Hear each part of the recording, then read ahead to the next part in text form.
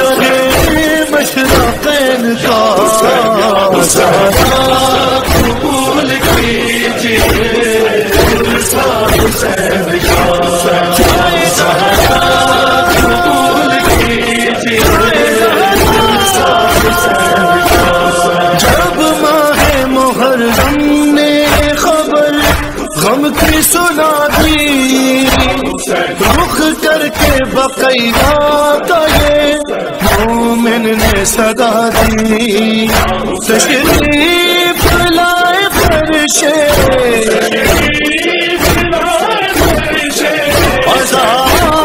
کا بچھ گیا قبول کیجیے الشیطان الرجیم بسم اللہ الرحمن الرحیم الحمد للہ رب العالمین بارئ الخلائق اجمعین والصلاة والسلام على البشير النذير السراج المنير الطهر الطاهر الدر الفاخر البحر الزاخر العلم الظاهر المنصور المؤيد المصطفى الأمجد حبيب إله العالمين أبي القاسم محمد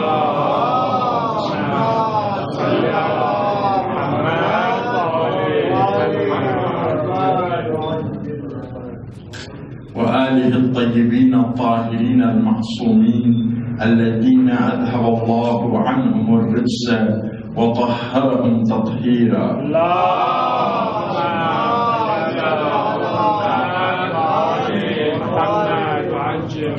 واللعن الدائم على أعدائهم من يوم عداوتهم إلى يوم الدين أما بعد فقد قال الحسين عليه الصلاة والسلام على الإسلام السلام إذ بليت الأمة براع مثل يزيد اسلام کو الوداع کہنا چاہیے جب مسلمانوں کے حکمران یزید جیسا دشمن اسلام مسلمانوں کا حکمران ہوگا۔ آپ کی خدمت میں عرض کی کہ منافقین نے بنو امیہ کی قیادت میں اسلام کو نابود کرنے کے لیے اور مسلمانوں کو عہد جاہلیت کی طرف پلٹانے کے لیے نور اسلام سے محروم کرنے کے لیے اسلام کو سابقہ ادیان کی طرف تحریف کرنے کے لیے مختلف ہتھ کنڈے اپنائے۔ ان میں سے ایک جہالت کا ہتھ کنڈا تھا۔ زیارت البعین میں آپ پڑھتے ہیں، ائمہ کی طرف سے یہ زیارت آئی ہے کہ امام فرماتے ہیں حسین نے اپنے خون کا نذرانہ پیش کیا تاکہ بندوں کو جہالت سے نکالے اور گمراہی سے نکالے۔ وَبَدَّلَ مُحْجَتَهُ فِيكَ لِيَسْتَنْقِذَ عِبَادَكَ مِنَ الْجَهَالَةِ وَمِنْ حِيَرَةِ الضَّلَالَةِ۔ حسین نے اپنا خون کا نذرانہ پیش کیا تاکہ خدا تیرے بندوں کو جہالت سے، نادانی سے خارج کرے اور گمراہی سے نجات دے۔ یہ بنو امیہ کی سازش تھی کہ مسلمانوں کو اسلام سے بیگانہ کر رہے تھے، اور اس کے لیے سب سے پہلے جو ہتھ کنڈا بنایا، یا سب سے پہلے ہتھ کنڈوں میں سے ایک مسلمانوں کو سنت پیغمبر سے محروم کیا گیا، یعنی سنت لکھنے سے 100% محروم کیا گیا۔ مکمل منع بتانے کی اجازت اقتدار والوں کی چند انگشت شمار پسندیدہ لوگوں کے علاوہ کوئی اجازت نہیں دی۔ تو اس طریقے سے حدیث پر پابندی لگانے سے قرآن شناسی، عطرت شناسی اور تعلیمات نبی کی معرفت کے راستے کو بند کیا۔ در حقیقت کل اسلام کی معرفت کا راستے کو بند کیا تھا۔ اور اس کے دوسرا کام اگر کوئی فرض کرے کسی کمپنی کو ناکام کرنا چاہے، کئی کام کرتا ہے، کامیاب کمپنی ہے، بہت بہترین مال وہاں سے نکلتا ہے، پہلا کام یہ کرتا ہے کہ لوگ اس کمپنی کے بارے میں علم ہی حاصل نہ کریں، لوگوں کو پتہ نہ چلے کہ کوئی ایسا کمپنی ہے جس کے مال بہت مفید ہے، قیمتی ہے اور مؤثر ہے۔ دوسرا کام یہ کرتا ہے اس کے متبادل بناتا ہے، اس کے شبیہ بناتا ہے، اپنے مال کو اس کے مال کے شبیہ بناتے ہیں، شکلاً ظاہراً، تاکہ اپنا مال اس کے مال کی جگہ پر فروخت کرے۔ تیسرا مرحلہ میں اس کمپنی کو بدنام کرنے کی کوشش کرتا ہے، اپنے کمپنی کی پروپیگنڈا کرتا ہے، اس کی تشہیر کرتا ہے، اور آخر میں اس کمپنی کو بدنام کرنے کے بعد اس پر پابندی لگواتا ہے یا اڑا دیتا ہے بم کے ذریعے۔ جب معاشرے میں یقین ہو کمپنی غلط ہے تو اڑائے تو لوگ کہیں گے بالکل اچھا ہو۔ یہی کام اسلام کے ساتھ بھی کرنا چاہتے تھے۔ پہلے لوگ اسلام حقیقی سے، اسلام محمدی سے بے خبر ہو جائے، دوسرے مرحلے میں اس اسلام محمدی کا شبیہ نقلی جعلی اسلام پیش کیا جائے۔ یہ وہی اسلام ہے جس کو پیغمبر نے پیش کیا، ظاہری شکل و شمائل ہو، حقیقت خالی ہو۔ یعنی عموماً حکمران یہی کرتے ہیں، ظاہری شکل و شمائل کو نہیں چھیڑتے ہیں، اس کو ایسے ہی رہنے دیتے ہیں، اس کی حقیقت سے، اس کے محتوا سے، اس کے باطن سے، اس کے پیغام سے، اس کے افادیت سے محروم کرتے ہیں۔ لوگوں کی نگاہیں ظاہر پر ہوتی ہیں، باطن تک نگاہیں جانے کے لیے بصیرت کی ضرورت ہے۔ تو ظاہر اگر محفوظ ہو تو لوگ سمجھتے ہیں سب کچھ ہے اپنی جگہ پر، اس لیے عام طور پر تحریف کرنے والے، خراب کرنے والے ظاہر کو برقرار رکھتے ہیں، باطن کو ختم کرنے کی کوشش کرتے ہیں، یعنی نقلی مال بناتے ہیں۔ نقلی مال اصلی مال کے ساتھ شبیہ ہوا کرتا ہے ظاہر میں، حقیقت میں اصلی مال کے جو اثر ہے وہ نقلی مال کے اندر نہیں ہوتا، اس کی افادیت اس کے اندر نہیں ہوتی۔ تو یہی کوشش کہ ایسا اسلام پیش کرے، نقلی اسلام جو اصلی اسلام کے شبیہ ہو، مسجدیں ہو، بظاہر نماز بھی قائم ہو، جانشین پیغمبر بھی ہو، قرآن بھی ہو، لیکن قرآن اپنا پیغام نہیں دیتا ہے، نمازیں اپنے اثر نہیں دکھاتی ہے، جانشین پیغمبر قیصر و کسریٰ کے جانشین کی طرح حضرت مسلم سے ابن زیاد نے یہ کہا، آپ کیوں آئے فتنہ کرنے کے لیے کوفہ میں؟ فرمایا کہ تم اقتدار پر آئے ہو لوگوں کی مرضی کے بغیر، اور کسریٰ اور قیصر کی طرح، کسریٰ ایران کے بادشاہوں کے سلسلہ کا نام ہے، قیصر روم کے بادشاہوں کے سلسلہ کا نام ہے۔ اسی عصر اسلام کے وقت جو سلسلہ بادشاہوں کا چل رہا تھا، روم میں قیصر کے سلسلہ چل رہا تھا اور ایران میں کسریٰ تھا، ان کی طرح، یعنی کافر بادشاہوں کی طرح تم حکومت کر رہے تھے، مسلمانوں کی طرح حکومت نہیں کر رہے تھے۔ بظاہر خلیفہ پیغمبر، باطن میں ان کی طرح حکومت کرتے تھے، اسی لیے لوگوں نے ہمیں بلایا ہمارے، لیکن لوگ تو نام کو دیکھتے ہیں، بھئی یہ خلیفہ رسول خدا ہے، داڑھی ہے، عبا ہے، امامہ ہے، نماز میں امامت کرتا ہے، بس سب کچھ ہے، ٹھیک ہے۔ اب اس کے دل کافروں کی طرح ہے، اس کی کردار کافروں کی طرح ہے، اس کی نیت کافروں کی طرح ہے، وہ تو لوگوں کے سمجھ میں نہیں آتا ہے۔ عرض کیا، منافق سمجھنے کے لیے بصیرت کی ضرورت ہے، بصارت کافی نہیں۔ بصارت ظاہر کو دیکھتا ہے، ظاہر میں منافق مومن سے زیادہ اپنے آپ کو دیندار دکھاتا ہے، بصیرت ہے جو منافق اور مومن کو ایک دوسرے سے جدا کر سکتی ہے۔ پیغمبر کے زمانے میں ایک معیار بیان کیا مسلمانوں کو، یا علی لا یحبک الا مؤمن ولا یبغضک الا منافق، علی آپ سے محبت نہیں کرتا مگر مومن، آپ سے دشمنی نہیں کرتا مگر منافق۔ علی کو معیار قرار دیا مومن اور منافق کے درمیان تمیز کرنے کے لیے۔ احمد بن حنبل عرض کیا، حنابلہ اہل حدیث کے امام، کسی نے مجھ سے کہا یہ کیسی بات ہے، یہ لوگ روایت نقل کرتے کہ علی جنت و جہنم کے تقسیم کرنے والے ہیں قیامت کے دن۔ تو اس نے بہت خوبصورت جواب دیا کہ قیامت کے دن کیا ابھی علی نے تقسیم کی ہے، جنت و جہنم کو ابھی تقسیم کی ہے۔ کہا کیسا؟ کہا کہ پیغمبر نے فرمایا علی آپ سے محبت نہیں کرتا مگر مومن، آپ سے دشمنی نہیں کرتا مگر منافق۔ تو ابھی ہی جو بھی علی کے ساتھ محبت کرنے والے ہیں وہ جنتی ہے، مومن ہے، جو علی سے دشمنی کرنے والے وہ منافق جہنمی ہے۔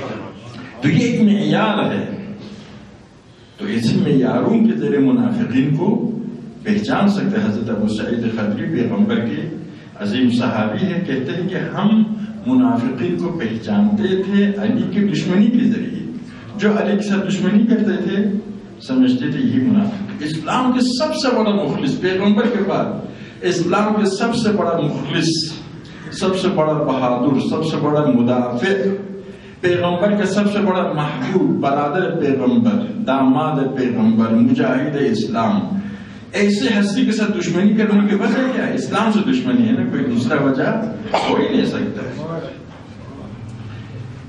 تو لیکن حضرت کی یہ عام لوگوں کے بس کی بات نہیں ہے، کیونکہ چشم بصیرت چاہیے، عقل، حکمت، تدبیر، تفکر، ہوشیاری، زیرے کی قیاست کی ضرورت ہے تاکہ منافقین کو پہچان سکے۔ ایک معیار وہی ان کا اعمال کردار ہے، خدا تو نظر نہیں آتا ہے، کیسے پہچانتے ہیں؟ خدا کے آثار سے، نشانیوں سے، آیات سے۔ خدا نظر نہیں آتا لیکن آیات کے ذریعے، نشانیوں کے ذریعے خدا کو پہچان سکتے ہیں۔ فلاں آدمی مجھ سے محبت کرتا ہے، فلاں آدمی مجھ سے نفرت کرتا ہے۔ محبت و نفرت تو دل کے اندر ہوتی ہے، نظر آنے کی چیز نہیں ہے، لیکن کیسے پتہ چلتا ہے؟ اس کے اعمال کے ذریعے، آثار کے ذریعے۔ تو منافق کو بھی اعمال کے ذریعے پہچان سکتے ہیں۔ حدیث میں کہ اس کی چہرے کے رنگت کے ذریعے پہچان سکتے ہیں۔ حق جیت جائے خوش ہو جاتا ہے، باطل جیت جائے اگر خوش ہو گیا تو منافق ہے، حق جیت جائے خوش ہو جائے تو مومن ہے۔ خلاصہ نشانیاں ہیں، آثار اس کے ذریعے پہچان سکتے ہیں، لیکن ان پر غور کرنے کی ضرورت ہے۔ تو عرض کر رہا تھا کہ دوسرا کام جو کہ انہوں کرتے ہیں کسی صحیح مال کو، صحیح ادارے کو، صحیح شخصیت کو ختم کرنے کے لیے، وہ یہ ہے کہ اس کے مشابہ بناتے، اس کے متبادل بناتے، اس کے نقلی مال تیار کرتے، تاکہ لوگ اصلی مال سے کیا ہو جائے؟ روگردان ہو جائے۔ پہلا اصلی مال سے بے خبر، دوسرے مرحلے میں نقلی مال بالکل اصل کے ہو شبیہ تیار کیا جاتا ہے۔ یہ ہمیشہ ہر جگہ یہ ہوتا ہے، تو اسی لیے نقلی اسلام بنانے کی کوشش کی۔ پیغمبر کے زمانے میں نقلی مسجد بنائے، مسجد الزرار، علی اصلی مسجد نبوی کے مقابل میں، اور اسی طرح سے ظاہر پیغمبر کے مقابل میں وہ یعنی ڈٹ نہیں سکتے تھے، پیغمبر ان کو کافر قرار دے سکتے تھے، لیکن پیغمبر کے بعد یہ سلسلہ ظاہر کافر قرار دینے کا سلسلہ ختم ہو گیا، وہ کہتے ہم مسلمان ہیں۔ لیکن یہاں پر ہوشیاری کی ضرورت ہے، تو نقلی مال تیار کرنا جو ہے یہ ان کی علامت ہے۔ تو اس نقلی اسلام کیسے تیار کیا گیا ہے؟ ایک اسرائیلیات کو اسلام میں آنے کی اجازت ملی، یعنی یہودی اور عیسائی نظریات کو اسلام میں آنے کی اجازت ملی۔ یہاں تک پیغمبر سے حدیث نقل کی، پیغمبر نے فرمایا ہے مجھ سے نہ لو میرے احادیث کو مت لو اور بنی اسرائیل کے احادیث کو تم اخذ کرو. اس حد تک بنائیں گے. کعب احبار جو خلیفہ نے بیت المقدس جا کر اپنے ساتھ لے کر آیا تھا، کہتے ہیں کہ اس کے پاس مستند توریت تھی، اس سے وہ نقل کرتا تھا. لیکن جتنے اس نے روایتیں نقل کی ہے توریت سے، وہ آج کل کے توریت کے بالکل برابر ہے. لیکن خلافت والے یہ کہنا چاہتے ہیں کہ اس کے پاس اصلی حقیقی توریت تھی اور اس سے نقل کرتا تھا. تو اسرائیلیات اسلامی علم پر ایک قسم کے ڈاکہ مارا ہے اسرائیلیات کے نام سے. یہودی اور عیسائی افکار مسلمانوں کے درمیان آگے. اس کی وجہ کیا تھا؟ ظاہر لوگوں کے ذہنوں میں سوالات ہوتے، سوالات کے لیے جوابات کی ضرورت ہے. جوابات انہوں نے اپنے علماء سے پوچھا ہے، تو علماء نے کچھ نہ کچھ جواب بنایا ہے. لوگوں کو کچھ نہ کچھ تو جواب دینا ہے، غلط صحیح جو بھی ہو جواب تیار کیا ہے. تو وہ اسرائیلیات کی شکل، مثلا آپ دیکھیں یہ زمین کس کے اوپر ہے؟ ایک گائے کے اوپر ہے، گائے کی شاخ کے اوپر ہے، وہ ہلاتا ہے تو زمین میں لرزہ پیدا ہوتا ہے. اس قسم کی بہت سی چیزیں. تو یہ اسرائیلیات کیا ہوا؟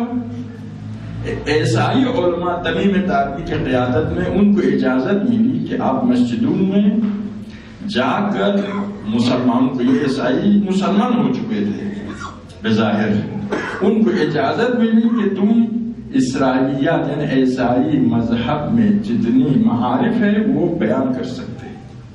یہودیوں علماء جو مسلمان ہو گئے تو ان کو یہ اجازت ملی. تو خود بخود مسلمانوں کے سوالات تھے، سوالات کے لیے جوابات کی ضرورت تھی. جوابات نہ ملے تو دروازے پر آتے اہل بیت کی، کوئی اور جواب دینے والا نہیں تھا. خلیفہ خود مجبور ہو کر 70 بار کہا لولا علی لہلکت، علی نہ ہوتے تمہیں ہلاک ہو جاتا ہے. اسی لیے سوالات کے جواب انسان کو چاہیے، جواب جہاں ملے گا وہاں پر جائیں گے. تو خود بخود اہل بیت کے دروازے پر آنا تھا، علی کے دروازے پر آنا تھا. اسی لیے کیا کیا؟ ان دروازوں پر نہ جانے کے لیے اور متبادل اسلام، نقلی اسلام بنانے کے لیے یہودی اور عیسائی علماء کو اجازت ملی. اس طریقے سے اسلام میں یہودی اور عیسائی افکار پیدا ہونے کے لیے دروازہ مل گیا، دروازہ کھل گیا. پیغمبر کے افکار کے دروازہ بند ہو گیا، اہل بیت کے افکار کے دروازہ بند ہو گیا، عیسائی یہودی کے لیے دروازہ کھل گیا. اس طریقے سے نقلی اسلام بنانے کے سلسلے شروع ہوا. اور پھر احادیث، ایسے احادیث جو خلفاء کے مفاد میں اس کو برقرار رکھا. مثلا جہاد کے بارے میں، جہاد کی ضرورت تھی تو پیغمبر خدا نے قرآن سنت کے ذریعے مجاہدین کو جو تیار کیا تھا خدا کے راہ میں جان دینے کے لیے، قربانی پیش کرنے کے لیے، اسلام کے پیغام کو پھیلانے کے لیے، تو جہاد کے بارے میں روایتوں کو برقرار رکھا. آپ بعض وقت کہتے کہ بھئی خلفاء نے اتنی خدمت کی کیونکہ فتوحات کیا. تو اگر فتوحات ہی میں یا تو پیغمبر کے زمانے سے زیادہ خلفاء نے فتوحات کیا ہے تو پھر وہ پیغمبر سے بہتر ہو گئے. نہیں، یہ بات نہیں ہے. بات یہ ہے کہ اس وقت کے فتوحات میں کامیاب ہونے کی وجہ کیا ہے؟ کئی وجوہات مؤرخین کی نظر میں. ایک، اسلام نے مجاہدین کو جو تیار کیا ہے جہاد کے لیے، اس کی وجہ سے مجاہد جان دیتے تھے کیونکہ شہید ہونے سے جنت ملتی تھی. احد الحسنین، زندہ رہے تو دنیا میں بہترین زندگی اور مال و دولت مل جاتی تھی، مال غنیمت. بڑے سرمایہ دار ہو گئے، بڑے پیسہ والے ہو گئے فتوحات کی وجہ سے. ایران اور روم اس زمانے کے سب سے زیادہ ترقی یافتہ ممالک، اور عرب دنیا سب سے زیادہ غریب ممالک. یعنی حجاز کا علاقہ اتنا غریب پسماندہ تھا کہ نہ روم نے قبضہ کیا نہ ایران نے قبضہ کیا. اس حد تک پسماندہ تھا. اب اتنے ترقی یافتہ ممالک میں گئے تو دولت کے دریا بہنے لگا. تو زندہ رہے دولت، مر جائے تو شہادت. اور جہاد کے خلاصہ خصوص پیغمبر کی جو خصوصی تربیت تھی امت کی، اس نے مسلمانوں کو جہاد کے لیے تیار کیا تھا. اور اسلامی تربیت تھی، اس وجہ سے مجاہدین ظلم نہیں کرتے تھے. روم کے سپاہی یا ایران کے سپاہی جب جاتے تھے شہروں کو فتح کرتے تھے، جس علاقوں کو فتح کرتے تھے ظلم و قتل و غارت وغیرہ کرتے تھے آج کل کے تکفیریوں کی طرح. لیکن لشکر اسلام جب جاتا تھا پیغمبر نے اس طرح سے تربیت کی تھی کہیں ظلم نہیں کرتے تھے. تو یعنی جن ممالک کو فتح کرتے تھے وہاں پر ظلم نہیں کرتے تھے تو وہ خوش ہوتے تھے لشکر اسلام سے. اور ایک وجہ یہ تھی کہ روم ایران نے اتنا جنگ لڑی تھی. سورہ روم کے آپ واقعہ کو دیکھیں کہ اس میں تو روم والوں نے بھی شکست کھایا لیکن ہم قریب جیت جائیں گے.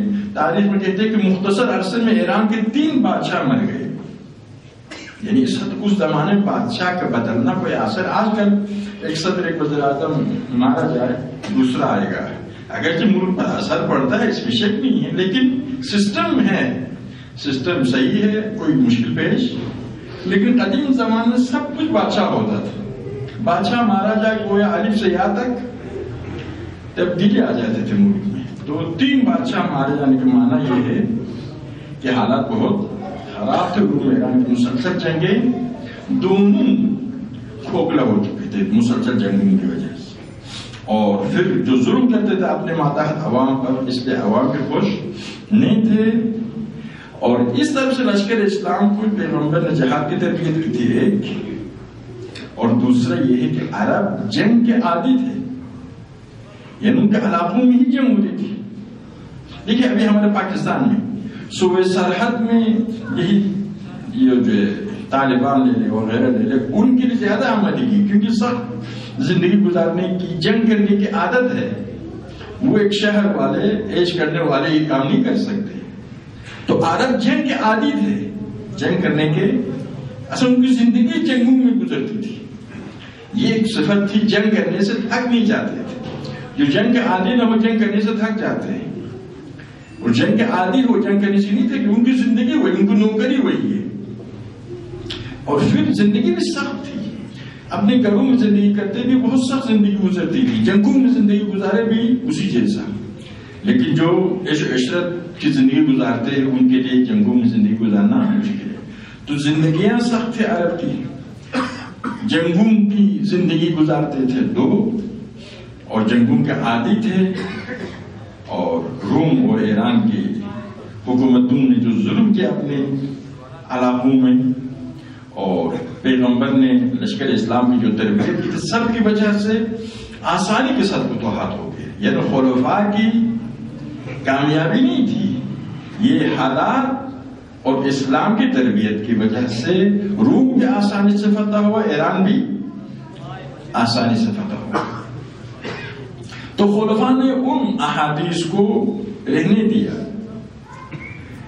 یعنی زندہ رکھا، منع نہیں کیا، جس کی وجہ سے لوگ جہاد کے لیے تیار ہو جاتے تھے. لیکن ایسی احادیث بنائی یا ایسی احادیث میں کچھ کم و زیادہ کیا جس کی وجہ سے ان کی حکومت مضبوط ہو جاتی تھی. یعنی مثلا حاکم کے خلاف آپ کوئی اقدام نہ کریں، چاہے حاکم باطل ہو، ظالم ہو، ستمگر ہو، فاسد ہو، جو بھی ہو، اس کے خلاف کوئی اقدام نہ کرے. اطیع کل امام، ہر امام کی اطاعت کرے. امام حاکم کو کہتے ہیں، حکمران کو کہتے ہیں. اطیع کل امام وصلی خلف کل امام، ہر پیش نماز کے پیچھے بھی نماز پڑھو جو بھی ہو، اور ہر حاکم کی بھی اطاعت کرو اگر تم پر ظلم کرے. مستند ترین کتابوں میں ابھی بھی یہ روایت موجود ہے، مستند ترین کتابوں میں. تو خلفاء نے کیا کہ البتہ ہمارے پاس یہ روایت ہے لیکن قید کے ساتھ، امام حق ہو، امام حق کی اطاعت کرو. لیکن ایک قید تھا، اس قید کو گرا دیا، کہا کیا یزید بھی ہو اس کی اطاعت کرو، ہر حکمران کی اطاعت کرو. آپ پر ظلم کرے، ستم کرے، آپ کا حق چھین لے. اسی طرح سے کہا روایت میں ہے کہ آپ جماعت مسلمین سے جدا مت ہو جاؤ. یعنی اختلاف ڈالنے کو اسلام پسند نہیں کرتا ہے. اختلاف مت ڈالو، پراکندا مت کرو مسلمانوں کو. جو مسلمانوں کو پراکندہ کرتا ہے اور جماعت مسلمین سے دور جاتا ہے وہ جاہلیت کا موت مرتا ہے. یہ روایات ہے سب کے پاس، لیکن ہمارے پاس اس کی قید کے ساتھ ہے. جماعت مسلمین جس سے جدا ہونے والا جہالت کے موت مرتا ہے وہ جماعت اہل حق ہے. ورنہ امریکی عوام کے ساتھ جدا ہو جائے تو آپ جہنمی ہو جائیں گی، کوئی بات نہیں ہے. تو خلاصہ یہ ہے کہ جماعت مسلمین جو حق کے ساتھ ہے اس سے جدا ہونے والا جاہلیت کے موت مرتا ہے. انہوں نے حق والے قید کو گرا دیا، ایک لفظ گرا دیا. جماعت مسلمین سے جدا ہونے والا جاہلیت کا موت مرتا ہے. ابھی آپ لیجیے یزید بدترین حکمران ہے، مسلمانوں کو حکومت کر رہا ہے. کوئی اس ظلم و ستم و باطل و اسلام کے خلاف جو سازشیں کر رہے ہیں ان سب کو دیکھ کر اٹھے تو کیسے اٹھے گا؟ روز اول پوری جماعت مسلمین تو ساتھ نہیں اٹھیں گے. جہاں بھی کوئی اصلاحی تحریک چلتی ہے ابتدا میں چند سرفرے مجاہد ساتھ دیتے، سب ساتھ باشعور نڈر قربانی کے لیے تیار چند آدمی ساتھ ہوتے. اس حدیث کے مطابق وہ چند کیا ہو جائیں گے؟ جاہلیت کے موت مریں گے، یعنی کافر ہو جائیں گے. تو اس کے مطابق کیا ہوگا؟ کوئی بھی آدمی جرأت نہیں کرے گا کیا ہے معاشرے میں اصلاحی تحریک کے ساتھ اٹھے، کیونکہ دنیا بھی ہاتھ سے نکل جائے گی، آخرت کے ہاتھ سے نکل جائے گی. اس طریقے سے اپنی حکومت کو مضبوط کرنے کے لیے احادیث بنائی گئی. اور یہ جو احادیث تھی اس میں ایک لفظ کم ہو زیاد کر کے دیکھو کوئی بھی آواز نہیں اٹھ سکتی. کہنے والوں کیا کہا؟ قتل الحسین بسیفی، جد حسین اپنے نانا کی تلوار سے شہید ہو گئی. انہی احادیث سے استفادہ کیا، یا جعلی احادیث بنائی گئی یا احادیث میں کم و زیاد کیا گیا. اس طریقے سے ایک مشابہ اسلام بنایا. اس اسلام میں کیا ہے؟ آواز حق آپ بلند نہیں کر سکتے. آواز حق بلند اسلام حقیقی میں کیا ہے؟ حسین فرماتے ہیں، میں نے اپنے نانا سے سنا ہے کہ فرماتا ہے کہ ظالم حکمران کے خلاف اقدام نہ کرنے والا آدمی کو خدا اسی ظالم کے ساتھ محشور فرمائے گا. یہ ہے. لیکن جو مشابہ اسلام، متبادل اسلام، نقلی اسلام بنایا گیا اس میں کیا ہے؟ یہ کہ نہیں ایسی آواز اٹھانے والا جاہلیت کا موت مرے گا، واجب القتل ہو جائے گا.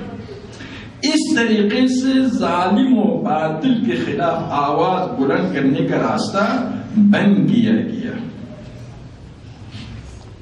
آپ یاد رکھیں آگے چل کر شروع میں بھی یہ بات آ گئی ہے، اس وقت نہیں بعد میں. کہا کہ امام زمانے کے ظہور تک کوئی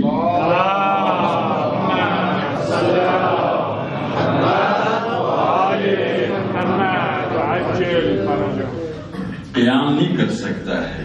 جبکہ ہمارے پاس مستند اور معروف حدیث ہے کہ کچھ لوگ قیام کریں گے اور امام کے لیے زمین ہموار کریں گے. نہیں کہ قیام نہیں کر سکتا ہے، زمین کیا کریں گے؟ ہموار کریں گے. البتہ یہ الگ بات ہے کہ آپ کو دیکھنا پڑے کہ قیام آپ کے مصلحت میں ہے یا نہیں ہے. یہ غور کرنا پڑے گا. آپ کے پاس امام حسین نے قیام کیا ہے لیکن باقی ائمہ نے قیام نہیں کیا ہے. قیام کے مصلحت کو دیکھنا ہے. اس وقت حق کے مصلحت میں ہے یا نہیں ہے. قدیم زمانے میں حکومت کے پاس، پہلے تو حکومت کے پاس فوج ہی نہیں ہوا کرتی تھی. اگر فوج ہو، کیونکہ اس زمانے میں طریقہ یہی تھا، اعلان کرتے تھے مسلمانوں کو آ جاؤ، سب جہاد کے لیے آ جاتے تھے. تو اسی لیے لوگ حکومت کے خلاف قیام کر سکتے تھے. جو اسلحہ حکومت کے پاس ہے وہی اسلحہ فوج کے پاس بھی، عوام کے پاس بھی وہی اسلحہ تھا. لیکن آج کل حکومت کے ساتھ مقابلہ کرنا آسان کام نہیں ہے. اسی لیے مصلحتوں کو دیکھنا پڑے گا، ورنہ موت کو دعوت دینے کا علاوہ کوئی چیز نہیں. فتنہ کا باعث ہے یہ. اسی خود ایران میں جہاں شیعوں کی مثلا 90% شیعہ ہے، وہاں پر امام خمینی نے کیا کیا؟ قیام نہیں کیا نا، قانونی راستہ. یعنی دیکھیں عوام کیا ہے جو پبلک کے بائیکاٹ ہے، خلاص ان طریقوں سے آیا. جنگ کے ذریعے نہیں آیا. جنگ کے ذریعے اس زمانے میں جس زمانے میں حکومت کے پاس فوج ہے وغیرہ ہے، بالکل غیر عاقلانہ اقدام ہے کہ جنگ کے ذریعے آپ حکومت پر قبضہ کرنا چاہے، جیسا داعشیوں نے، طالبان وغیرہ نے کیا. اس کے نتیجے فتنہ کے علاوہ ملک کے نابودی کے علاوہ نہیں ہے۔ تو اس کے عرض کے مصلحتوں کو دیکھنا ہے، عقل سے کام لینا ہے۔ ہم چاہتے حق زندہ ہو جائے، مسلمانوں کو فائدے مل جائے، اسلام طاقتور ہو جائے۔ آپ کے اس اقدام سے اگر اسلام ضعیف ہوتا ہے، مسلمان کمزور ہو جاتے ہیں، پسماندہ ہو جاتے ہیں، آپس میں خانہ جنگی شروع ہوتی، پھر تو عرض یہ کر رہا تھا کہ اس زمانے میں ظاہر کچھ الگ سسٹم تھا، تو انہوں نے قیام کے سارے راستوں کو بند کیا تھا جعلی روایات کے ذریعے۔ جعلی آج کل ایسے ذرائع ہمارے ہاتھ میں، مثلا ابھی نہرو نے یا کیا نام ہے گاندھی نے انڈیا میں کیا کیا، بائیکاٹ کے ذریعے، نافرمانی کے ذریعے انقلاب کیا۔ مطلب ایسا ہوتا ہے، خود ایران میں پوری عوام تاسوعا کے دن، تاسوعا عاشورہ کے دن پورا ایران اٹھا، پوری دنیا کے سامنے ثابت ہوا کہ یہ عوام اس بادشاہ کو نہیں چاہتے۔ آج کل آسان نسبتاً طریقہ ہے جس کے ذریعے آپ اپنے حقوق حاصل کر سکتے ہیں۔ حکمت عملی کی ضرورت ہے، عقل مندی کی ضرورت ہے، شعور کی ضرورت ہے، پروگرام کی ضرورت ہے، وقت کے تقاضوں کو دیکھنے کی ضرورت ہے، تو یہ اپنی جگہ پر۔ لیکن اس زمانے میں عرض کیا یہی حکومت اور عوام دونوں کے پاس طاقت تھی، اس لیے حکومت غلط ہو تو اس کے خلاف قیام کرنا تھا۔ جہاں کربلا میں قیام مصلحت تھی، باہر کے ائمہ کے زمانے میں مصلحت نہیں تھی، وہ ہر ایک کے لیے الگ گفتگو کرنا پڑے گا کیوں مصلحت نہیں تھی۔ لیکن یہ بعد میں مصلحت نہ ہونے سے باقی ائمہ نے قیام نہیں فرمایا، زمانے کے تقاضوں کے مطابق دین کی خدمت کی، باطل کے ساتھ مقابلہ کیا۔ امام چاروں نے، امام بنجو نے، امام ششو نے، ہر امام نے زمانے کے تقاضوں کے مطابق باطل کے ساتھ مقابلہ کیا، دین کی خدمت کی، چاہے وہ طریقہ قیام کا طریقہ ہو، چاہے علمی طریقہ ہو، چاہے شاگردوں کی تربیت کا طریقہ ہو، چاہے ثقافت کا طریقہ ہو، خلاصہ مختلف طریقوں سے۔ تو عرض یہ کر رہا تھا کہ بنی امیہ نے اس طریقے سے پیش کیا کہ باطل کے خلاف اقدام قیام کرنے کی کوئی جواز نہیں ہے۔ اور اس کے بعد کیا کیا؟ ایسا مذاہب بنے، متبادل اسلام بنانا تھا نا۔ مذہب مرجعہ، مذہب جبریہ۔ مذہب جبریہ کا معنی کیا ہے؟ یعنی انسان مجبور ہے، جو کچھ انسان کرتا ہے خود نہیں کرتا، خدا کراتا ہے، یعنی تقدیر الہی، قضا و قدر الہی، جو کچھ کوئی کرتا ہے بظاہر انسان کرتا ہے، حقیقت میں خدا کراتا ہے، خدا نے اس کی قسمت میں لکھ دی ہے، ہو جاتا ہے۔ اس عقیدے کی تقاضا کیا ہے؟ یعنی آپ کو کچھ کرنے کی ضرورت نہیں ہے، آپ کے ہاتھ میں اختیار نہیں، بظاہر لگتا ہے کہ آپ کر رہے ہیں، حقیقت میں خدا کر رہا ہے۔ دربار کوفہ میں جب شہزادی پہنچی تو ابن زیاد نے یہ کہ خدا نے کیا کیا آپ کے ساتھ، یعنی کربلا میں اگر آپ شہید ہو گئے، ہم جیت گئے، خدا نے کیا ہے۔ یزید دربار شام میں کہتا ہے خدا نے ہمیں حکومت دی، تؤتی الملک من تشاء وتنزع الملک ممن تشاء۔ قرآن کی آیت کی تلاوت کی اور غلط تفسیر کے ذریعے، یعنی ہمیں اقتدار دینے والا، خلافت دینے والا خدا ہے، آپ کو شکست دینے والا خدا ہے۔ اس طریقے سے انسانوں سے ذمہ داری کے احساس چھین لیا۔ انسان اگر سمجھتا ہے میرے محنت کا نتیجہ ہے، میں اپنی محنت کے ذریعے اپنی قسمت بدل سکتا ہوں، معاشرے کی قسمت بدل سکتا ہوں، ملک کو ترقی کی طرف لے جانے والا، بس بندگی کی طرف لے جانے والا میں ہوں، اگر یہ احساس کرے تو کوشش کرے گا۔ اگر یہ احساس کرے کسی صرف دکھاوا ہے، حقیقت میں سب کچھ خدا کرتا ہے، تو پھر احساس ذمہ داری ختم ہو جائے گی۔ تو اس طریقے سے اس عقیدے کو اس طریقے سے پھیلایا کہ کوئی مسلمان نہ احساس ذمہ داری بھی نہ کرے، حکمرانوں کو گناہگار بھی نہ سمجھے۔ بھائی حکمران کیا کہ خدا کرتا ہے، بظاہر آپ کو لگتا ہے یزید نے امام کو شہید کیا، حقیقت میں تقدیر الہی تھی، خدا نے کیا ہے۔ حکمرانوں کو پاک کرنے کا عقیدہ ہے، یہ جبر، انسان مجبور ہونے کا جو عقیدہ ہے، اس عقیدے کے ذریعے انسان احساس ذمہ داری سے بھی محروم ہو جاتا ہے، حکمران کی جتنی گناہ جرم جنایت ہو وہ پاک ہو جاتا ہے، اور معاشرہ حکمرانوں کے رحم و کرم پر چھوڑ دیا جاتا ہے، دین کو نقصان ہوتا ہے۔ دین اور مسلمان دونوں ان ان ظالم حکمرانوں کے رحم کرم پر چھوڑ دیے جاتے ہیں۔ اس طریقے سے اس نظریے کی حمایت کی پھیلایا کم و بیش ابھی تک بھی یہ ہے قضاء و قدر کی ایسی تفسیر کرتے ہیں کہ وہ ہم بے بس ہیں، یعنی کم و بیش یہ ہے، اور کم و بیش اثر حتی شعور میں بھی بعض اوقات نادانی میں آ جاتا ہے۔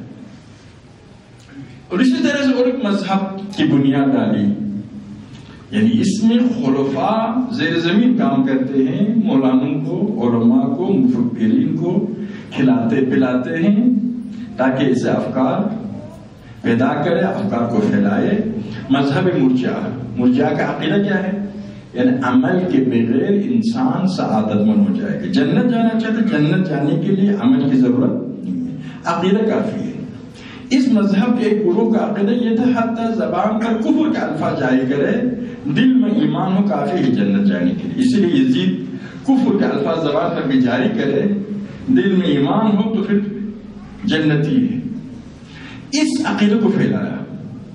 اس عقیدے کے نتیجے کیا ہے؟ ایک آدمی سمجھتا نہیں کہ حسین کے ساتھ تم مارا جاؤں گا، میرا مال تاراج ہو جائے گا، غارت ہو جائے گی، بچے اسیر ہو جائیں گے، اور پھر مشکل سے جنت، ابھی جنت ایسے ہی جا سکتا ہوں تو کیوں مشکل راستے کو اپناؤں جنت جانے کے لیے، جب آسان راستے سے جا سکتے۔ دل میں ایمان ہو کافی ہے، عمل کی ضرورت نہیں ہے۔ یہ عقیدہ خود ہمارے درمیان بھی لانے کی پوری کوشش کیجیے۔ اسی وقت سے غالیوں کی ہی کوشش ہے، تمام غالی فرقوں کا مشترکہ عقیدہ، جس عقیدے میں سارے مشترک ہے، وہ یہ ہے کہ عمل کے بغیر آپ جنت جا سکتے۔ یہ مشترکہ عقیدہ ہے غالی تمام فرقوں سے، ائمہ کے زمانے سے، کیونکہ انسان جو ہے نا جنت بھی جانا چاہتا ہے، عمل بھی کرنا نہیں چاہیے، یہ فطرت انسان ہے۔ عمل ذمہ داری بہت تکلیف ہے، اپنے گھر کے روزانہ روٹی کے حوالے سے بھی مجبوراً جا کے کماتا ہے، ورنہ ایسے روٹی نازل ہو جاتا تو کیا ہے اتنی محنت نہ کرتا۔ تو انسان چاہتا ہے جنت بھی جائے اور محنت بھی نہ کرے۔ تو غالیوں نے یہی مسئلہ پیش کیا، آپ جنت بھی جائیں گے، محنت کی بھی ضرورت نہیں ہے، دل میں ایمان ہو کافی ہے، دل میں محبت ہو کافی ہے، باقی کسی چیز کی ضرورت نہیں ہے۔ تو مرجعہ نے اس وقت یہ پیش کیا۔ تاریخ میں ہے کہ ایک دفعہ خود ائمہ کے زمانے میں ظاہر یہ عقیدہ ائمہ نے شدت کے ساتھ رد کی اس عقیدے کو، تو ایک مرجعہ اور ایک شیعہ کے درمیان بحث ہوئی، گفتگو ہوئی کہ بھائی شیعہ کہتا تھا عمل کے بغیر جنت نہیں جائے گا۔ پورا قرآن آپ دیکھیے، پورا قرآن میں اول سے آخر تک جنت کے لیے ایمان اور عمل صالح دونوں کو ضروری قرار دیا، ایمان اور عمل صالح دونوں کو ضروری قرار دیا۔ صرف وہاں پر ایمان صرف کافی ہے جہاں پر ایک آدمی ابھی مسلمان ہوا ہے، عمل سے پہلے دنیا سے چلا جاتا ہے، یا ابھی توبہ کیا ہے، عمل کے موقع نہیں آئے، جنت چلا جاتا ہے، دنیا سے چلا گیا ہے۔ اس کے بغیر پورا قرآن میں ایمان عمل صالح دونوں ساتھ بیان ہے۔ تو یہ مرجعہ یہی تھا، بحث کر رہے تھے، تو کہا کہ کیا کرے بات، دونوں کے پاس علم نہیں تھا، کہا کہ اس گلی سے جو آدمی آئے گا اسی سے پوچھیں گے۔ گلی سے اس وقت مشہور گانا والا آ گیا اتفاق سے، اس سے پوچھا کہ بھائی مرجعہ کی بات صحیح ہے یا شیوعیوں کی بات صحیح ہے، عمل کے ذریعے عقیدہ و عمل دونوں نجات کے ذریعے ہے یا صرف عقیدہ نجات کے ذریعے ہے؟ تو اس نے کہا میرا اوپر کا حصہ کہتا ہے شیعہ صحیح کہتے ہیں، نیچے کا حصہ کہتا ہے مرجعہ صحیح کہتے ہیں۔ مراد اس کا یہ تھا کہ عملاً جس کی طرف میں قدم اٹھا کے جاتا ہوں وہ مرجعہ والا کام، میں خود گناہ کر رہا ہوں، مشہور گانے والا ہوں۔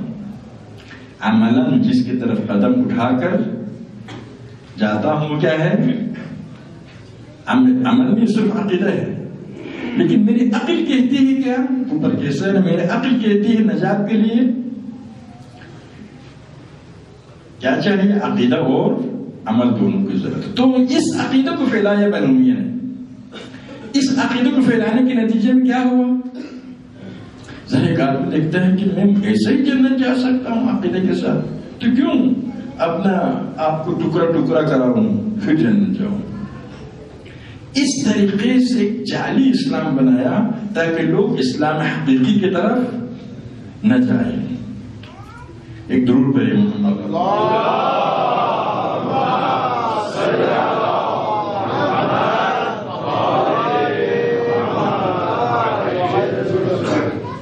اسلام کے مفاہیم کی غلط تفسیر کرتے ہیں، اب تک جاری ہے. یہ دشمنان لوگوں کی کم علمی اور بے بصیرتی سے ناجائز فائدہ اٹھا کر ظاہراً وہی اسلامی احکام ہے، اسلامی تعالیم ہے، لیکن اس کی تفسیر غلط کرتے ہیں. عرض کیا عموماً جو چالاک لوگ ہوتے ہیں ظاہر کو باقی رکھتے ہیں، اس کی دل اور جان میں تبدیلی لاتے ہیں. مثلا امامت، ہم امام کے قائل ہیں، کس شدت کے ساتھ ہم کہتے ہیں عقیدہ ہے، محبت ہے، لیکن امامت کے تقاضے کیا؟ امامت کا مطلب ہی کیا ہے؟ یعنی امامت وہ ہستی جس کی پیروی کرنا ہے. کس میں؟ علمی میدان میں، سیاسی میدان میں، اخلاق کے میدان میں. امامت وہ حصہ ہم اس کی طرف توجہ ہی نہیں کرتے. ہم خود امام یعنی رہبر، سیاسی رہبر، علمی رہبر، کردار کے رہبر، یعنی ہم صرف امام کی حکومت کو مانتے ہیں، صرف امام سے اپنا دین لیتے ہیں، صرف امام کی کردار کی پیروی کرتے ہیں. لیکن آپ دیکھیں ہمارے معاشرے میں کیا ہے؟ امامت کیا مانا لیتے ہیں؟ امامت یعنی کیا؟ ہمارے 12 امام ہیں، ہم ان کو امام مانتے ہیں، ان سے محبت کرتے ہیں، یہی مانا لیتے ہیں. یعنی لفظ اپنی جگہ پر ہے، لیکن اس میں جو تربیتی پہلو ہے اسے لوگوں کو کیا کرتا ہے؟ محروم کرتے ہیں. ورنہ ہم اگر اپنے علم و معرفت امام سے لیتے، امام کی حکومت اگر ہمارے معاشروں میں ہوتی، ہمارے شیعہ معاشروں میں تو سیکولر حکومت بھی نہیں، امام کی حکومت آپ درکنار. بحرین میں سینکڑوں سال سے شیعہ ہے، حکومت دوسروں کے ہاتھ میں. آذربائیجان میں سینکڑوں سال سے شیعہ ہے، حکومت دوسروں کے ہاتھ میں. عراق میں سینکڑوں سال سے شیعہ ہے، حکومت دوسروں کے ہاتھ میں. ابھی تھوڑی سی حکومت آئی ہے. اکثریت معاشرے کی یعنی امامت کی حکومت تو درکنار، یعنی پوری دنیا میں جہاں عوام کا تعلق کسی مذہب سے ہو تو حکمران کا تعلق بھی اسی مذہب سے ہوتا ہے. ہم اتنے دور ہو گئے اس حقیقت سے، عوام کی اکثریت کا تعلق مذہب اہل بیت سے ہے، حکمرانوں کا تعلق دوسرے مذہب سے. یہ اس پیغام پہ نہ لینے کا علامت ہے نا. پیغام سے اتنی دور ہے کہ سیکولر پیغام بھی نہیں دیتے.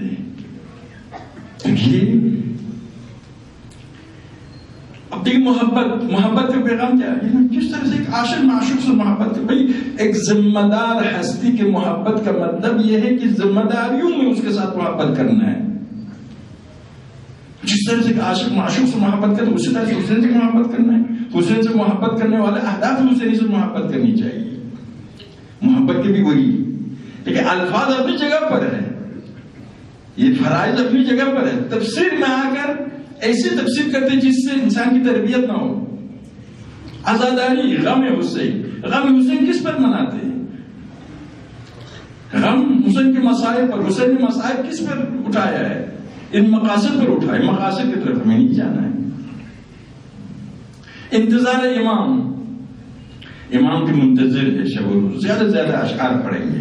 بھائی امام کی کس کے انتظار کر رہے ہیں؟ اس ہستی کی انتظار کر رہے جو اس عالم کو علم سے بھر دے گا، اس عالم کو عدالت سے بھر دے گا، اس عالم کو معنویت، روحانیت، توحید سے بھرنے والے ہیں. اب اس کے انتظار کریں. نہ ہم نماز پڑھیں گے، ہم نہ نماز پڑھیں گے، نہ روزہ رکھیں گے، نہ جہاد کریں گے. انتظار کریں اس ہستی کے جو عالم کو تبدیل کرنے والے. خود ہمارے اندر کوئی تبدیلی نہیں ہے، اس ہستی کے انتظار. یعنی بہت سے اوقات میں یہی ہوتا ہے، یعنی مفاہیم گمراہ کرنے والے الفاظ کو رکھتے ہیں، عناوین کو رکھتے ہیں، اس کے پیغام سے لوگوں کو کیا کرتے ہیں؟ محروم کرتے ہیں. یہ وہی نقلی اسلام ہے. اصل توحید دیکھیں آپ، توحید کیا ہے؟ خدا.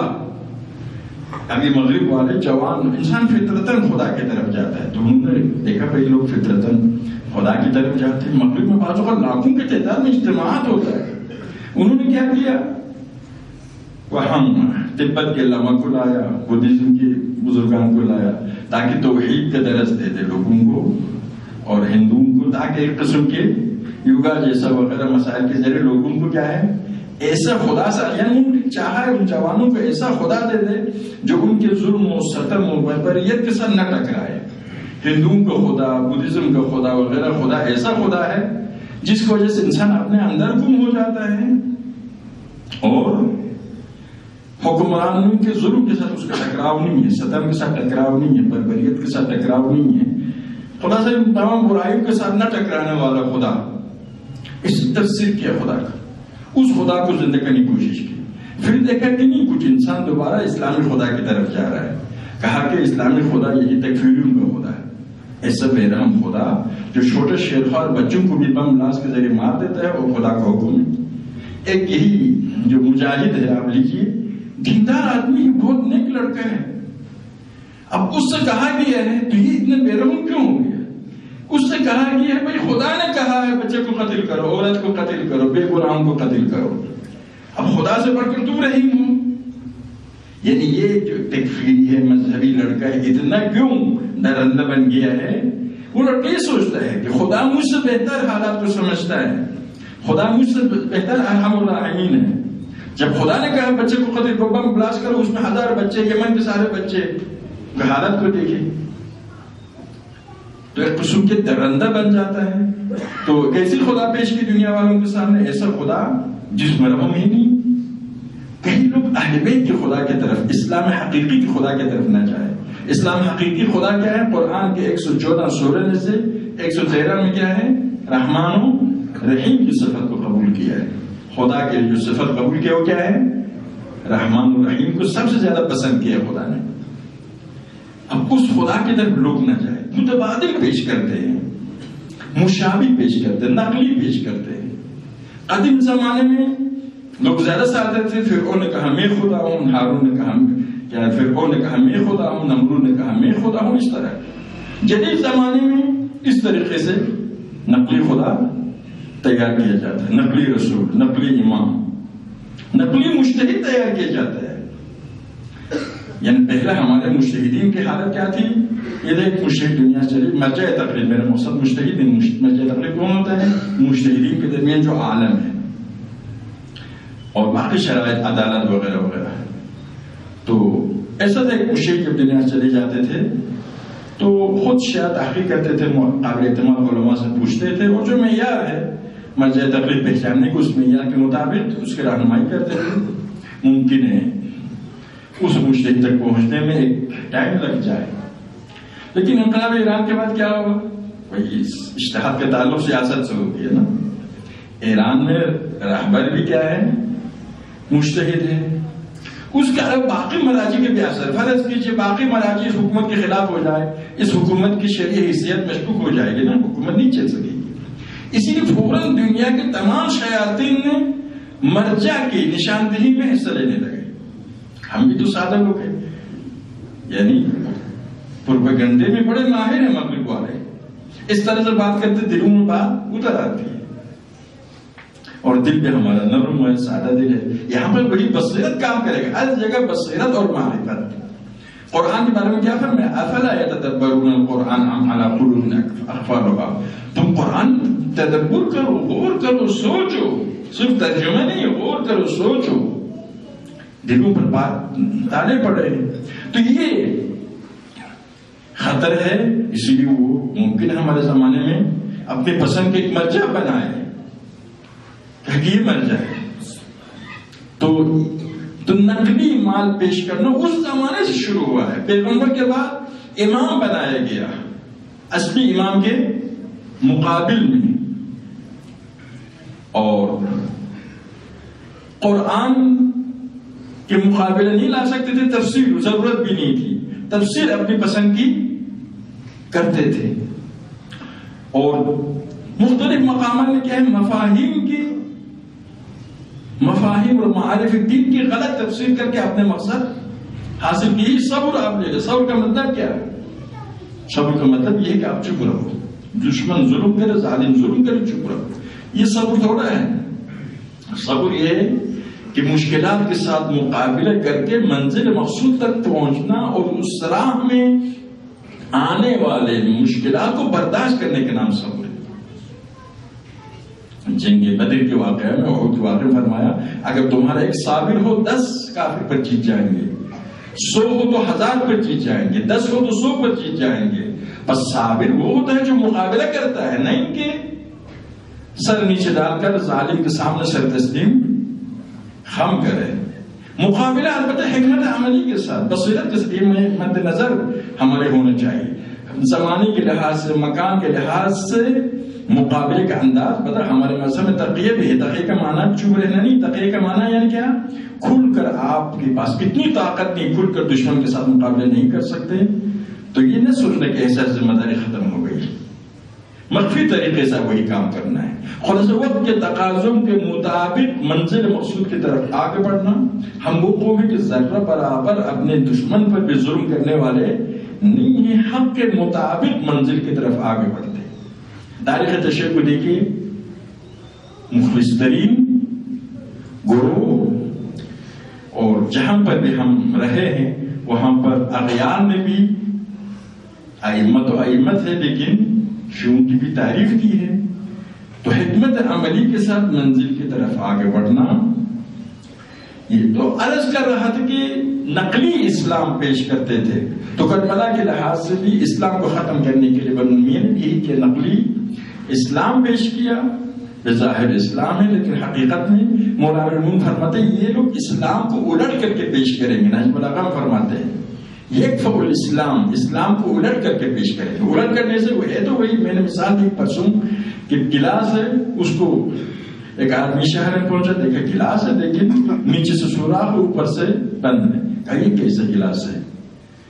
تو دکاندار نے اس کو صحیح رکھا تو کہا کہ دیکھو نیچے سے بند ہے اوپر سے سوراخ ہے. تو الٹ کریں گے تو ہے تو وہی لیکن فائدہ کچھ اس سے نہیں ملے گا. یہی کرتے ہیں نقلی اسلام بنا کر. تو یہ دوسرا طریقہ تھا اسلام حقیقی سے مسلمانوں کو محروم کرنے کے لیے. جب دیکھیں گے اسلام سے کوئی فائدہ نہیں تو آہستہ آہستہ اسلام کو چھوڑ دیں گے نا.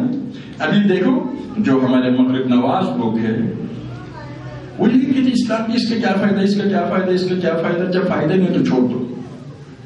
اسی طریقے سے اسلام کو بے محتوا کیا، اسلام کے پیغام سے خالی کیا تاکہ لوگ یہ کہیں کہ اسلام سے کوئی فائدہ نہیں ملتا ہے.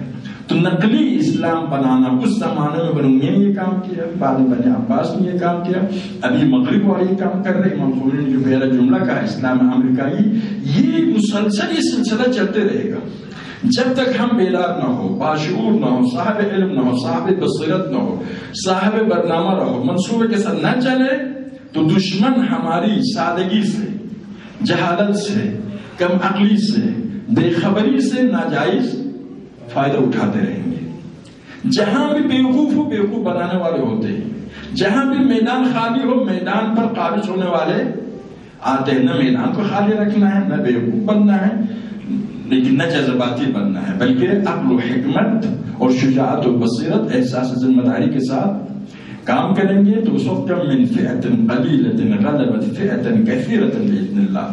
بہت تاریخ میں بہت سے ایسے گروہ تھے جو کم تھے لیکن اذن خدا سے بہت سو پر کثیر پر جیت گئے ہیں. جن کی تعداد قلیل تھی وہ کثیر پر جیت گئے ہیں. جیتنا صرف عسکری نہیں ہے، مختلف حوالوں سے، علمی میدان میں، معیشت کے میدان میں، سیاسی میدان میں، ثقافت کے میدان. دنیا کی ثقافت کو اہل بیت کی ثقافت میں تبدیل کرنا ہے، دنیا کی فکر کو اہل بیت کی فکر میں تبدیل کرنا ہے. دنیا کے اقتصاد پر یہودی قابل، کتنے یہودی؟ 30 ملین زیادہ سے زیادہ یہودی دنیا میں. البتہ یہودیوں کے پر ہر ناجائز جائز سارے راستے کھلے ہیں، ہم ناجائز راستوں پر نہیں چلیں گے، لیکن جائز راستوں پر بھی چلے تب بھی عقل و حکمت سے چلے تو بہت ترقی کر سکتے ہیں. یہ کربلا کا پیغام ہے کہ مسلمانوں کی بے خبری سے بنو امیہ نے استفادہ کر کے اسلام کو نقصان پہنچانے کی کوشش کی. وہاں پر حسین نے وہ عظیم قربانی پیش کی جس کی وجہ سے بنو امیہ کا نقشہ خاک میں مل گیا. ان دنوں میں اہل بیت کوفہ میں ہیں، اسیری کی حالت میں گئے ہیں. اتفاق سے ایسا نہیں ہوا ہے، علم کے باوجود معرفت کے ساتھ جانتے ہوئے حسین مدینے میں رہ سکتے تھے، عزت کی زندگی تھی، دولت بھی بہت تھی حسین کے پاس، بہت سو سے فرمائے، بہت سو کو بڑے بڑے باغات دیے آپ نے مدینے میں۔ ابن سعد سے فرمائے کہ میں تمہیں مدینے میں باغات دیتا ہوں، جتنے تمہارے جائیداد ابن زیاد چھین لے گا میں باغات دیتا ہوں، تمہیں مدینے میں دولت دیتا ہوں۔ لیکن ان سب کے باوجود آ گئے کربلا، دین کو بچانے کے لیے، انسانیت کو بچانے کے لیے، فضائل کو بچانے کے لیے، توحید کو بچانے کے لیے، انسان کو بچانے کے لیے، مقصد انبیاء کو بچانے کے لیے۔ روایت میں ہے کہ حضرت آدم جب توبہ کرنا چاہتے تھے، جبرائیل نے فرمایا آپ عرش کے پائے کی طرف دیکھیں۔ عرش کی طرف دیکھا تو لکھا تھا یا حمید بحق محمد، یا اعلی بحق علی، یا فاطر بحق فاطمہ، یا محسن بحق الحسن، یا قدیم الاحسان بحق الحسین۔ اے وہ خدا جو حمید ہے محمد کا واسطہ، اے وہ خدا جو بلند ہے علی کا واسطہ، اے وہ خدا جو خالق عالم ہے فاطمہ کا واسطہ، اے خدا جو محسن ہے حسن کا واسطہ، اے وہ خدا جو قدیم الاحسان حسین کا واسطہ۔ جیسے ہی حسین کا واسطہ دیا، حضرت آدم کے دل میں حزن پیدا ہو گیا، آنکھوں سے آنسو جاری ہو گئے۔ عرض کی جبرائیل یہ 5واں نام عجیب نام ہے، نام لیتے ہی میرے دل میں غم پیدا ہو گیا، آنکھوں سے آنسو، اس کے راز کیا ہے؟ جبرائیل نے فرمایا یہ پیغمبر خدا، پیغمبر آخر زمان کے فرزند حسین کربلا کے میدان میں اسی نبی کی امت حسین کو شہید کرے گی، اسی نبی کی امت حسین کو شہید کرے گی، پیاسا شہید کرے گی، اور حسین کے سر بالائے نیزہ بلند ہوگا۔ آل حسین، عیال حسین، اہل بیت حسین، حرم حسین اسیر ہو کر شہروں میں گھمائے جائیں گے۔ حضرت آدم نے بھی گریہ کیا، جبرائیل نے بھی گریہ کیا، واقع پیش آنے سے پہلے انبیاء الہی نے حسین پر گریہ کیا۔ بعض اوقات مصائب حسین سنانے والا خدا ہے، فرشتے روتے ہیں، بعض اوقات جبرائیل ہے، انبیاء روتے ہیں، جبرائیل ہے، پیغمبر خدا روتے ہیں، بعض اوقات پیغمبر خدا سناتے، جناب سیدہ روتی، علی مرتضی روتے ہیں، ام سلمہ روتی ہے۔ ان دنوں میں اسیر ہو کر کفر، باعزت خاندان کے لیے، باعزت انسانوں کے لیے اسیری ناقابل برداشت۔ علماء فرماتے ہیں کہ اسلام میں حکم ہے کہ آپ میدان میں جا کر جنگ کرو، یا شہید ہو جاؤ یا قتل کرو، لیکن اسیر ہو جاؤ یہ حکم نہیں ہے۔ لیکن یہاں پر اسلام کو بچانے کے لیے اسیری کی ضرورت تھی، اسلام کو بچانے کے لیے اسیری کی ضرورت تھی۔ عرض کیا کل عرض ہوا آل محمد دربار ابن زیاد میں پہنچے ہیں، دربار میں پہنچے ہیں، سید سجاد نے جواب دیا، شہزادی زینب نے جواب دیا۔ جب ابن زیاد کے پاس کوئی جواب نہیں تھا، چوب خیزران اٹھایا، حسین کے دندان مبارک پر، حسین کے دہان مبارک پر مارنے لگا تاکہ اہل بیت کو اذیت پہنچائے۔ عرض کیا بنومی کی سیاست یہی تھی، کوئی اسیر زندہ نہ رہے، اتنا تنگ کیا جائے، اتنے ستائے جائے، خود بخود مر جائے، مارنے کی ضرورت نہ ہو۔ اسی دوران پیغمبر کے صحابی زید ابن ارقم وہیں پہ موجود تھا، کہا یزید، کہا ابن زیاد اپنے چوب خیزران کو اٹھاؤ، میں نے بارہا رسول خدا کو دیکھا ہے، حسین کے ہونٹوں کا بوسہ لیا کرتے تھے، حسین کے دانتوں کا بوسہ لیا کرتے تھے، تم اس پر چوب خیزران مارتے ہو۔ ابن زیاد کو غصہ آئے، کہا کہ اے بوڑھا تمہاری عقل ختم ہو گئی، ورنہ میں تمہیں سزا دیتا۔ دھمکی دی تو زید ابن ارقم اٹھتے ہوئے کہتے ہیں ابن زیاد میں ایک حدیث تمہیں سناتا ہوں۔ ایک دفعہ پیغمبر کے ایک زانو پر حسن مجتبیٰ تھے، دوسرے زانو پر حسین تھے، پیغمبر اپنے دشت محبت حسین کے سر پر، حسن کے سر پر رکھ کر فرمایا خدایا حسن و حسین علی تیرے حوالے کرتا ہوں. ابن زیاد دیکھو یہ پیغمبر کی امانتیں ہیں تم کس طرح سے پیش آتے. ابن زیاد کے پاس کوئی جواب نہیں لیکن مزید چوب خضرات کے ذریعے حسین کی شان میں گستاخی کرنے لگے. حضرت رباب اٹھتی ہے حسین کو 2 دن سے نہیں دیکھا ہے اٹھتی ہے اور حسین کے سر کو اٹھا کر گود میں لاتی ہے. اشعار میں فرماتے خدایا اس قوم کا اپنے باران رحمت سے محروم کر جس قوم نے فرزند رسول کو شہید کیا. رباب حسین کی وہ زوجہ ہے جس کا مقام بہت بلند ہے. حسین فرماتے میں اس گھر سے بھی محبت کرتا ہوں جس گھر میں رباب اور سکینہ رہتی ہے. یہ ایسی باوقا ہستی تھی جب مدینہ پلٹ کر پہنچی کبھی سائے میں نہیں رہی. کہتی تو حسین کی لاش دودھ میں پڑی رہی میں کس طرح سے سائے میں رہ سکتی. کبھی آپ نے ٹھنڈا پانی نہیں پیا حسین پیاسے شہید ہو گئے میں کس طرح سے ٹھنڈا پانی پی سکتی ہوں. ایک دفعہ کسی مومنن نے ایک مرغی بریان کر کے آپ کی خدمت میں لایا. مرغی کو دیکھا اور رونے لگی. رشی تاری ہو گئی. اس مرغی کو دیکھ کر مجھے علی اصغر کی یاد تازہ ہو گئی.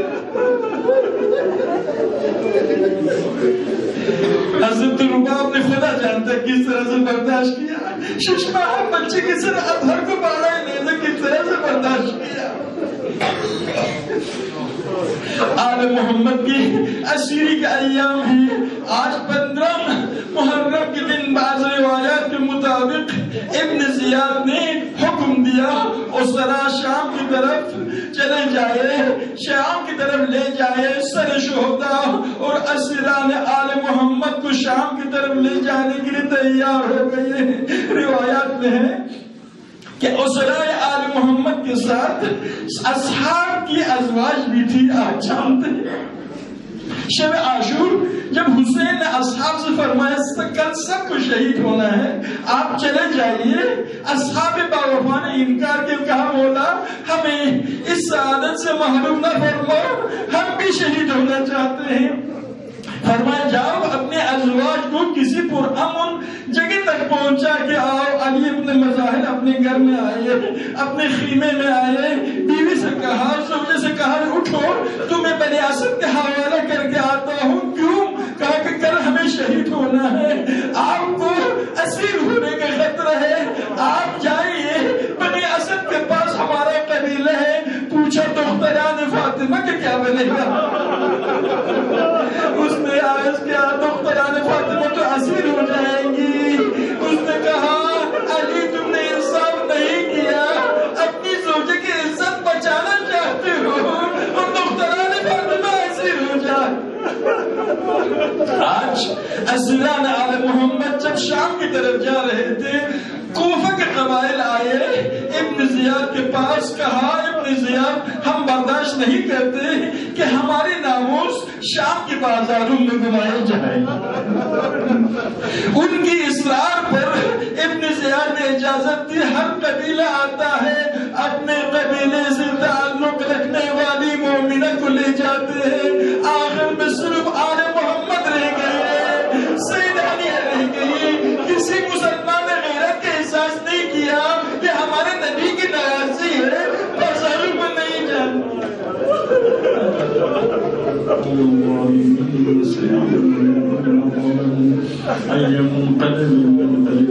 خدا تیری عظمت کا واسطہ خدایا تو قاضی الحاجات تو مجیب دعوات ہے. خدا تو ارحم الراحمین ہے تو قاسم الجبارین ہے. خدایا محمد آل محمد کا واسطہ جن نے واسطہ قرار دیا ہے. خدایا شہداء کربلا کا واسطہ اسیران کربلا کا واسطہ ہماری اس قلیل عبادت کو قبول فرما. خدایا غم محمد و آل محمد کے علاوہ کسی غم میں ہمیں گرفتار نہ فرما. ہماری ہماری تمام حاجات شریعہ کو پورا فرما، ہماری مشکلات کو آسان فرما، ہماری روزی میں برکت عطا فرما، ہمارے بیماروں کو شفا عاجل و کامل عطا فرما۔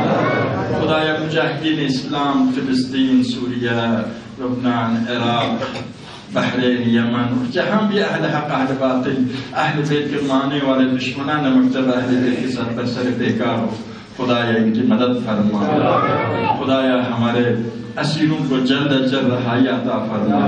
خدایا ہمارے مرحومین اور شہداء کو محمد و آل محمد کے ساتھ محشور فرما۔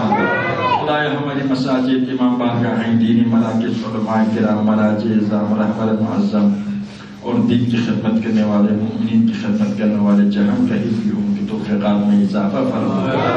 خدایا ہمارے ملک کو روز بروز ترقی عطا فرما۔ ہمارے ملک کے حاکموں کو، عوام، حاکم، علماء سب کو اس ملک میں اسلام کے حقیقی نظام قائم کرنے کی توفیق عطا فرما۔ خدایا ہمارے ملک میں بارہ رحمت کے ذریعے اپنی روزی میں اضافہ فرما۔ خدایا ہمارے ملک میں امن و امان برقرار فرما۔ اس ملک میں رہنے والے دہشت گرد، ناصبی، دشمن وطن اگر ہدایت کے لائق نہ ہو انہیں نیست و نابود فرما۔ مسلمانان عالم کو آپس میں متحد ہونے کی توفیق عطا فرما۔